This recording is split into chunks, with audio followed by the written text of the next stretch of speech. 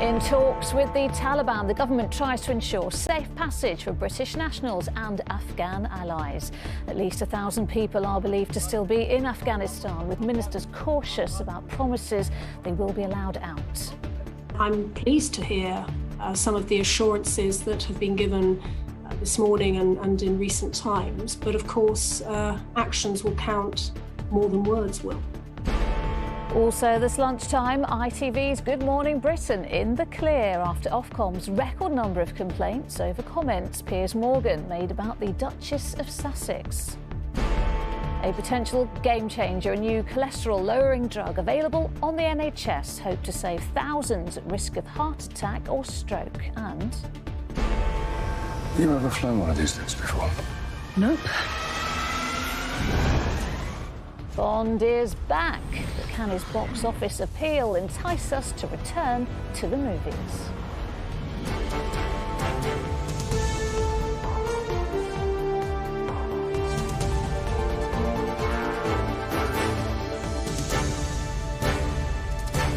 This is the ITV Lunchtime News with Lucrezia Millarini. Good afternoon. UK officials are holding talks with the Taliban to secure a safe passage out of Afghanistan for British citizens and Afghan allies. More than 1,000 people eligible to be evacuated are still thought to be there. Today, a spokesman for the Taliban told ITV they would be allowed out once flights resume. As for those who have made it out safely, the government confirmed around 8,000 who worked with the British military and government will be able to live permanently in the UK. From Westminster, here's our political reporter, Shihab Khan. For many, this is now the only route out of Afghanistan. With Kabul airport no longer under US control, getting to a border and making your way through to a neighbouring country like here in Pakistan is the only option. With many Brits still stuck, talks are underway between UK officials and senior Taliban members to ensure their safe passage out of the country. But for those left behind, many will feel the government hasn't done enough to help them. I would say they are very not helping us. They're not helping people. We don't have any contact number to phone someone from in the UK, or we didn't have any embassy in the UK at the moment as well. So very, very bad situation, really. The Taliban has so far, publicly anyway, given their reassurances that those left in Afghanistan, even those who worked for Western forces, are safe. There is no retaliation. That is our policy. We have granted general amnesty to all those who are working with foreign forces. And there is no hit list. The government here says they will draw their conclusion on the Taliban based on what they do rather than what they say. We will judge the Taliban by their actions. I'm pleased to hear some of the assurances that have been given this morning and in recent times, but of course actions will count more than words will. Many have made it to Britain, and there is a dedicated scheme dubbed Operation Warm Welcome to resettle them. In total, more than 15,000 people have been brought to the United Kingdom, 8,000 of whom worked for the British military or the government, and they will now be eligible for permanent residency. A separate Afghan citizens resettlement scheme to take up to 20,000 refugees who flee the Taliban in fear will also run for a few years. Labour say more needs to be done right now to help those who've been left behind.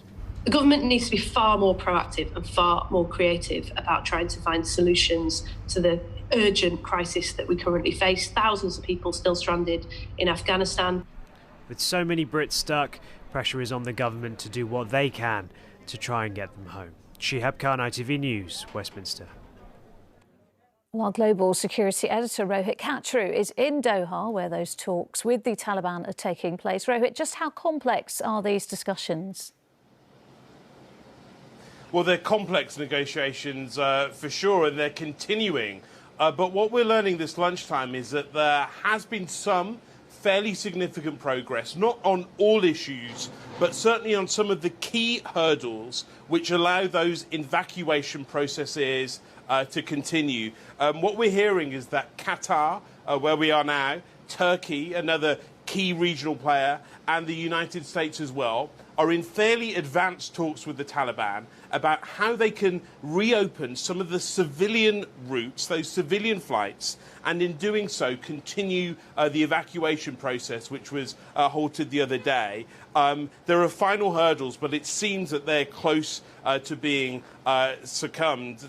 Also, we're hearing from the Qatari foreign minister, who is warning some of the other key countries meeting here that they should resist isolating the Taliban too much. And that is where some of the politics here lies. How much to give in to the Taliban, how much to hold noses in order to continue with that vital humanitarian work, which is really dependent now on reopening that airport. We saw earlier today pictures of Taliban fighters sitting in air traffic control. You know, it really needs them to get out and for experts to get in for this process to continue. All right, Rohit in Doha, thank you.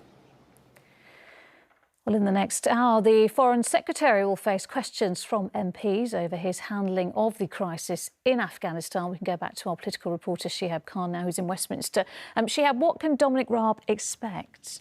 Yeah, if you remember back to when the House of Commons had that emergency debate and they were talking about the situation in Afghanistan, there was a real feel for the strength of feeling amongst many MPs. There are many who have served in Afghanistan who are unhappy with the way this situation has unfolded. And because of that, he's likely to face questions about whether he was too slow to act. Remember, he was on holiday for the initial start of this process, and he will inevitably be quizzed about that. There'll be questions about the evacuation programme, whether it's been efficient enough, and the fact, as I mentioned in my report, there are so many Brits who are currently stuck in Afghanistan. He will inevitably be asked what he'll be doing to help those.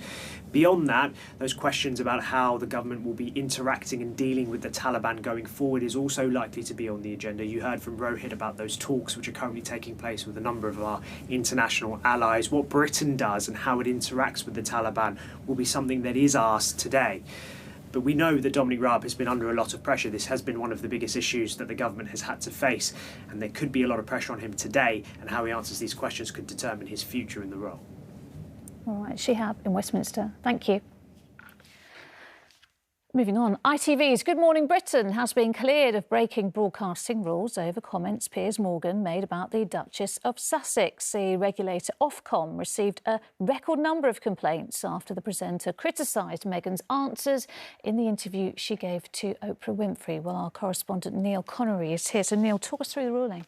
As you say, Ofcom received a record 58,000 complaints over Good Morning Britain on the 8th and 9th of March this year, the mornings before and after the Oprah interview with the Duke and Duchess of Sussex, which was broadcast in the UK. Now, you'll remember in that interview, Meghan said her mental health became so bad she didn't want to be alive anymore. She also said an unnamed member of the royal family had queried how dark their son Archie's skin might be. Now, on Good Morning Britain, Piers Morgan said he didn't believe a word she had said, and he briefly walked off the programme.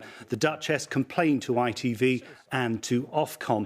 This morning, the broadcasting regulator has cleared ITV of any breach, saying this was a finely balanced decision.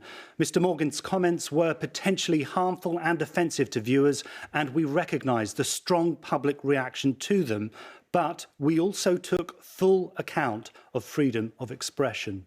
All right, so Neil, what reaction has there been to that decision? Well, Ofcom has said that it was concerned over Piers Morgan's apparent disregard, as they put it, for the seriousness of anyone expressing suicidal thoughts. He has tweeted this morning, "I'm delighted Ofcom has endorsed my right to disbelieve the Duke and Duchess of Sussex's incendiary claims to Oprah Winfrey, many of which have proven to be untrue. This is a resounding victory for free speech," he says, and he went on to ask, do I get my job back? Now, one thing Ofcom has stressed in this ruling is that ITV and Good Morning Britain offered balance and context to the views expressed in the programmes concerned. We've had no reaction so far from either the Duke or Duchess of Sussex. All right, Neil, thank you. Still to come. A new drug that could provide new hope for thousands with high cholesterol. And his biggest mission yet, can James Bond save our cinemas?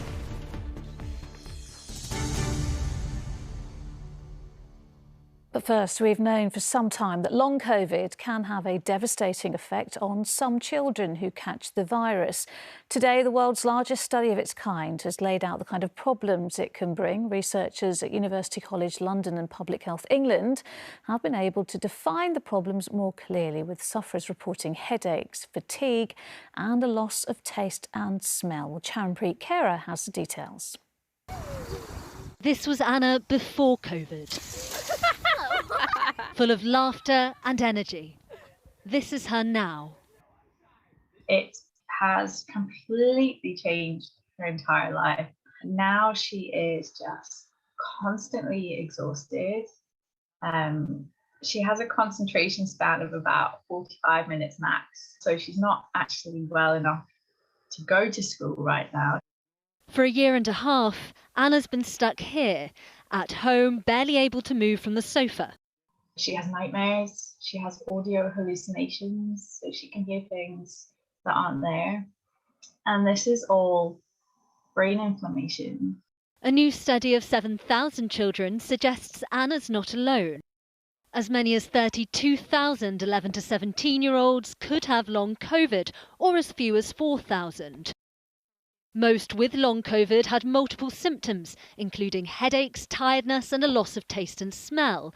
And 40% reported effects on their mental health, whether they tested positive or not. What needs to happen now is we will follow them at 6 months, 12 months and 24 months. So we'll get a real sense of how much of this persists really long term. And those would be the young people I'd really be concerned about. But some parents are already concerned. They've formed a charity to get the word out about long COVID. Having long COVID is weird.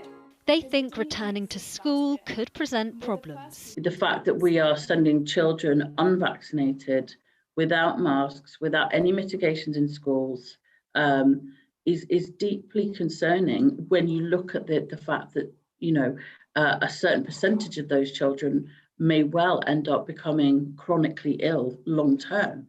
Children aged 16 and 17 are already getting COVID vaccines, and the government's gearing up to extend that to over 12s.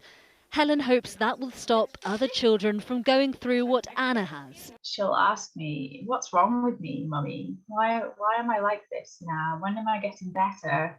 And leave fewer parents facing unanswered questions about the future. Charanpreet Kara, ITV News.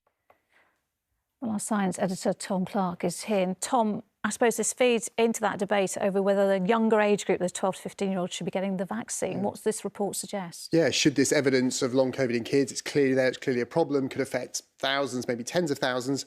Surely that should suggest we should be, prioritising that when giving vaccines. And what the authors of the study, though, interestingly, are saying very clearly, this shouldn't be yet used as evidence in that. And the reason is we don't know what causes long COVID.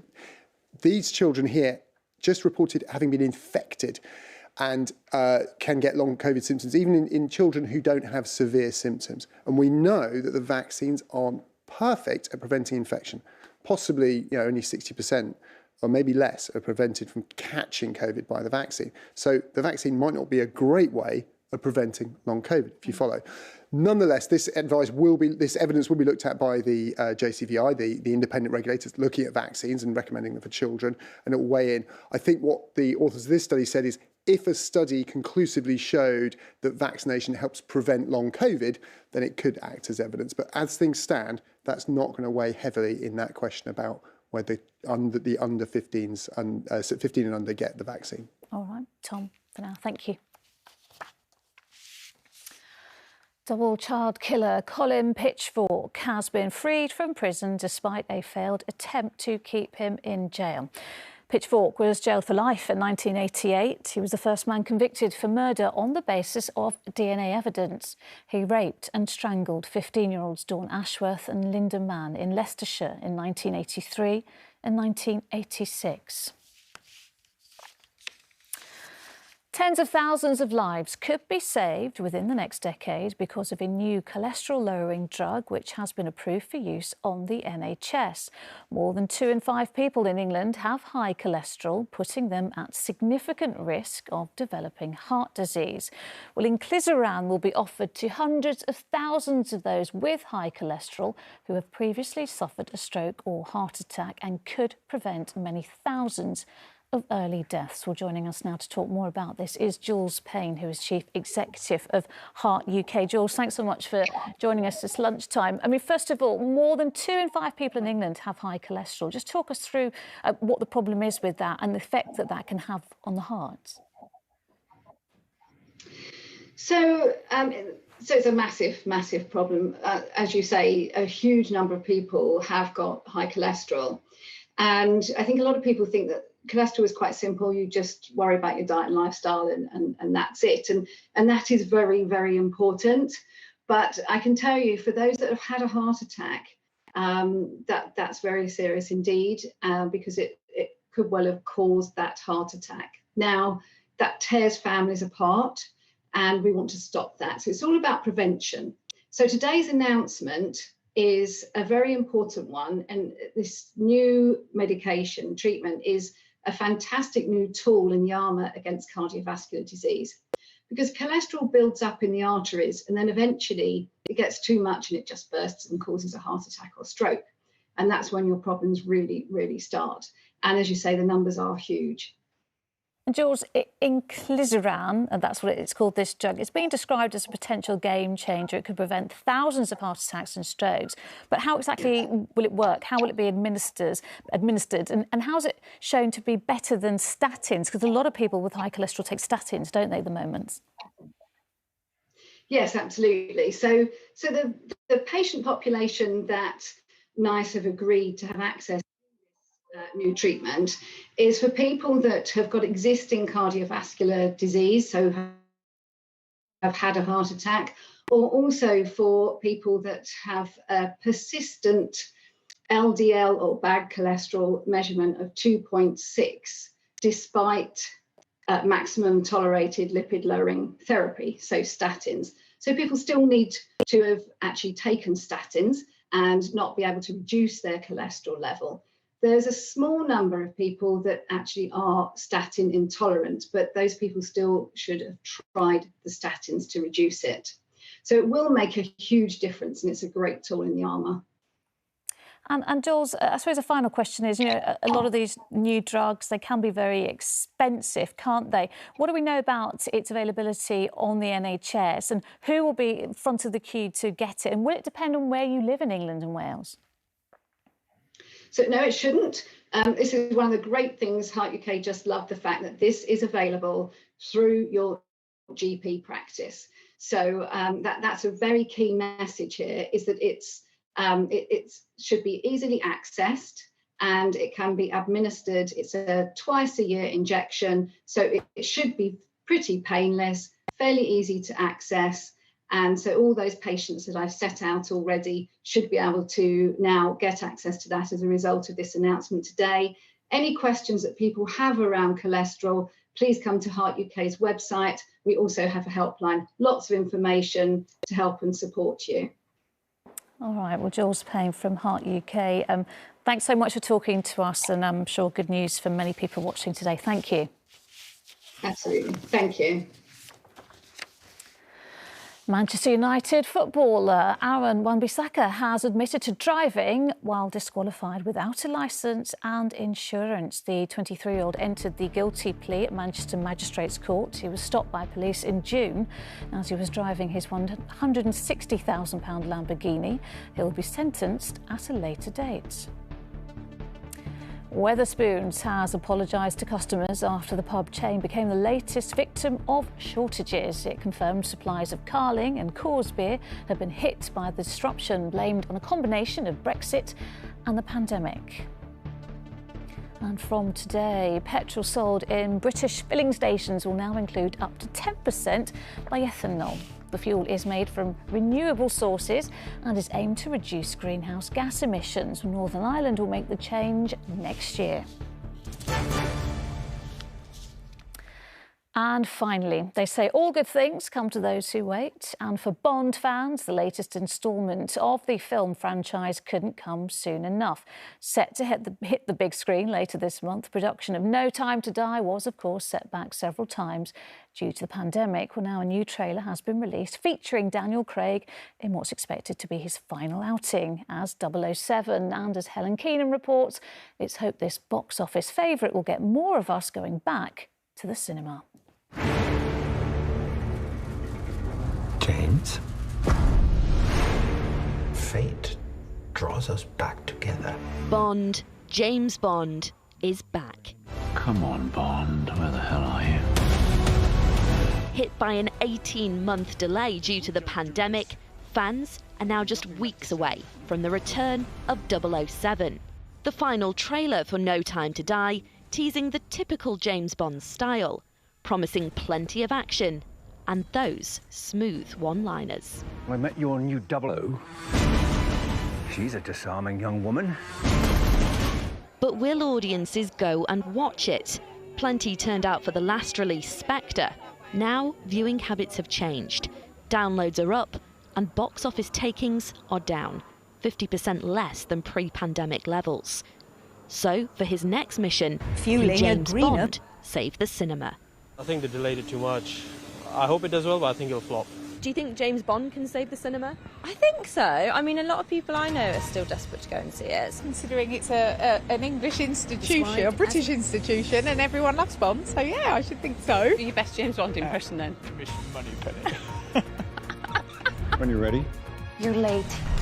No Time to Die is out on the 30th of September and will be Daniel Craig's last outing as the British spy. But if Craig can't draw in the crowds, it might fall to his replacement to shake or stir up the public's love of the cinema once again. Helen Keenan, ITV News. Well, if Bond can't do it. That is it this lunchtime. Mary will be here with the evening news at 6:30. The news where you are follows the national weather, but from everyone here on the Lunchtime team, bye-bye.